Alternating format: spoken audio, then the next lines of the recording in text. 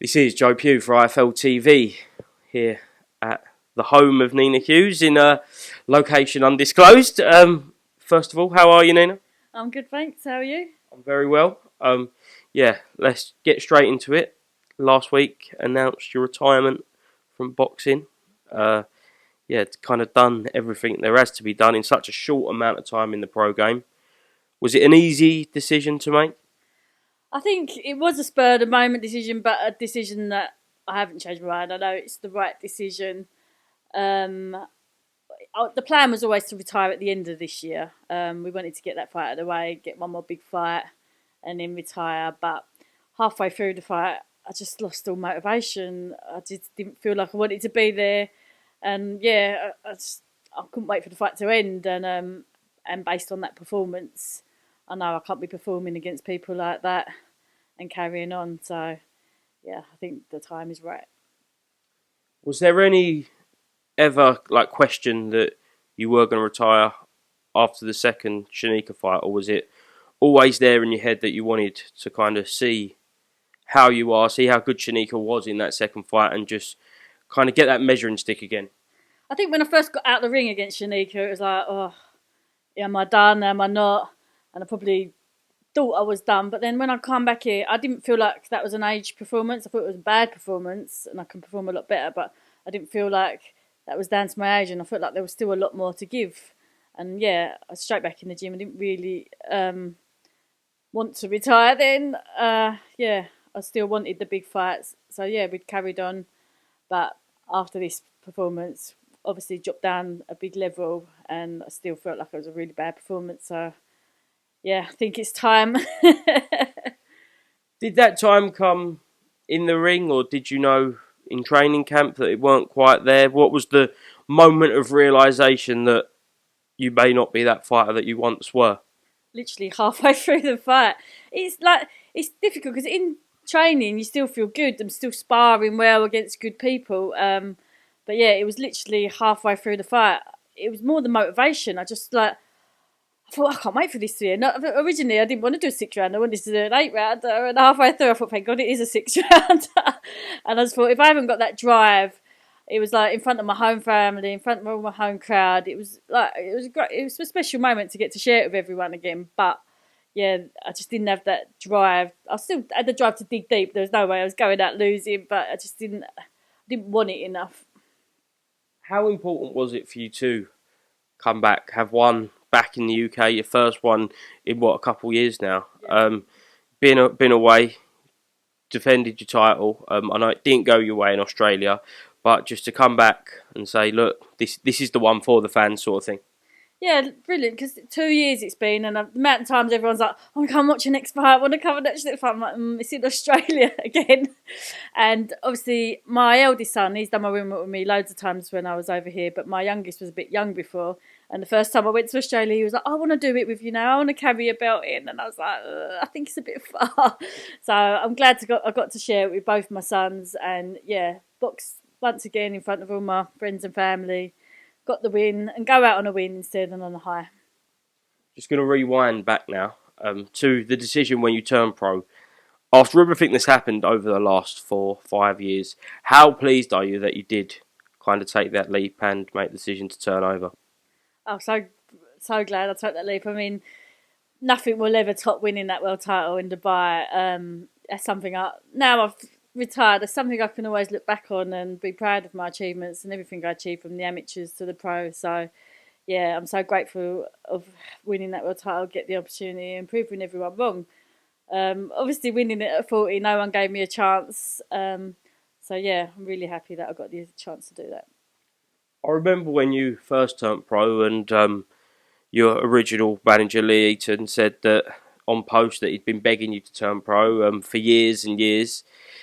Was it ever in question that you were going to turn pro at any time, or were you happy with everything you've achieved in the amateurs and maybe call it a day there? Yeah, literally, when I was in the amateurs, I really wanted to do one more national championships, and then I was going to retire. No interest in turning pro. It was the whole selling tickets and all that. I just thought I couldn't be bothered. It never appealed to me to turn professional. And then, it was just lockdown when women's boxing started becoming shown on the TV and becoming a lot bigger, I just suddenly thought, oh, you know what, I can still beat these girls.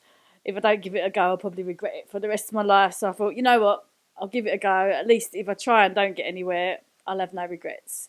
But if I don't try, I'll probably regret it for the rest of my life. So, yeah, I'm glad I did give it a go. I want to go back to one of your early fights at York Hall against Beck Conley. I feel like that was first statement made, as Beck was fighting every week and very, very rarely getting stopped. And you did kind of do a job on her that night. For you, for everyone around you, was that kind of a point where you thought, okay, this pro game is for me, I can do this, I can put people on the canvas, and I can step up? Yeah, definitely, because obviously the amateurs compared to the pros are so different. And when I see her on the floor, I was just as shocked myself. And I thought, you know what, I obviously can punch a little bit and I can put people away. And yeah, maybe I can go far in this sport. Then fast forward a couple fights, the Jamie Mitchell fight. It wasn't on too much notice, was it? And you're going in, let's be honest, you were brought in as an opponent, Jamie Mitchell, off the back of kind of a red-hot win. That must have been big. That is the night. That's your defining night of your career, isn't it, Nina? Yeah, like literally we boxed 6 weeks before. Luckily that got stoppage in the second round, so I wasn't too worn out from that. Straight back in the gym a couple of days, and we had like just under 6 weeks to train for that fight. And yeah, it definitely was a defining moment going out there. We all, like everyone around me, close to me, I always believed I could do it, and I believed in myself. I believed I could beat Jamie Mitchell, but no one else did. But that was about proving everyone wrong as well. And going over to Dubai, boxing outdoors in the Hilton overlooking Jumeirah was pretty special. Then you come back to England, and I'll see you a couple of weeks later in Leeds, Matchroom show. You've got that Matchroom contract. Big fights were on the horizon, and the big fight was signed with Shannon Courtenay. Is there any regret that fight didn't happen? I know it wasn't from your side, but do you still feel a little bit gutted that we never got to see that? Yeah, 100%. I feel like the big fights that should have happened, that would have boosted my career massively, didn't happen. And obviously I was chasing the fights with Shannon Courtenay, with Ebony Bridges. I wanted that IBF belt. Yeah, I was gutted. I always wanted to from the moment I won that world title, the plan was to unify. And obviously those fights, being signed by Matchroom, those fights should have been easy to make, but unfortunately never happened. Whilst that fight didn't happen, you did fight Katie Healy on a big card, big arena at Wembley. I know you had kind of the crowding moment in Dubai, but this was bigger in the fact that a lot of your crowd got to see you defend your world title, and in a massive kind of historic arena for British boxing. Yeah, first time boxing on a massive show, on a Matchroom show after winning my world title, defending it in London. It's just, I think everything's about life experiences, and yeah, I've got to experience now boxing all around the world, and I've just got to look back and enjoy everything that I've got to do through boxing. I know certainly the first time in Australia was surrounded by controversy, and it looked like everything was against you going in there. But as you say, life experiences, going down under for 2 fight weeks. Yeah, you probably never thought that when you were first turned over fighting in Grey Civic and York Hall and places like that. Yeah, I mean, obviously the result, the controversy, the disappointment of having my world title taken away when I believed I won. But I look back, and to get to box in front of 15,000 people and to be co-main event to the legend Lomachenko and Kambosos, I just have to look at it as another experience. It was a great experience apart from the end result. And yeah, it's just gutting that you get your world title taken off you like that when you don't deserve to, and you wonder what could have happened if I'd have kept my world title. But it's boxing, results, these things happen all the time, and yeah, I've got no regrets now. You just got to enjoy it. What is next for you then?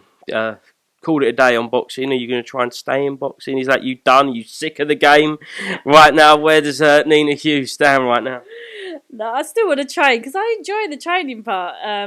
But obviously, I don't need to train to the intensity before. I still want to stay fit and still train, but I don't know. I haven't got a clue what I want to do yet. We'll see. You still got a love for the game though, in the fact that when you speak about certainly the female side of pro boxing and amateur boxing, wealth of knowledge, and if you could kind of put it somewhere, then your knowledge wouldn't go unnoticed and unmissed, really. Yeah, definitely. If opportunities arise, something that interests me, then yeah, I'll definitely do it. But I haven't really got a clue what. I did all my amateur coaching courses when I stopped boxing as an amateur for a few years before. So yeah, maybe one day I'll go down that route. Who knows? I don't really know yet.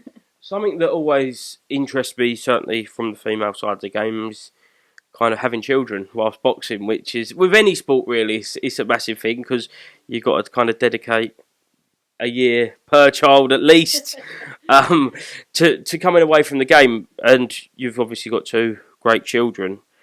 How important was it for you to have your children when you did? Because it was kind of in the middle of your amateur career. You come back and it allowed you to get that confidence back, certainly from an amateur standpoint, before you stepped in the pros, and then you didn't have to worry about, am I going to have another child whilst being pro? And then certainly with the way your career worked out in the middle of lockdown, just after lockdown, it would have been a big thing and you would have lost a lot of time. Yeah. Certainly, not to bring it up, but your age when you did turn over, Nina. So yeah, that was a big thing, wasn't it? Yeah, massive. And they definitely made me stronger, and they definitely gave me more of a drive. Obviously, it's difficult in to work things around them, but yeah, it makes you a stronger person. And like now they're old enough to appreciate it.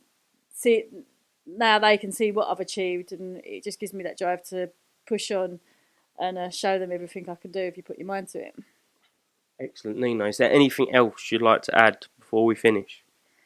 No, I just want to say thank you to every single one of my sponsors, everyone that's bought a ticket to help support me. Yeah, I've had a great career and I've enjoyed everyone's support. Thanks.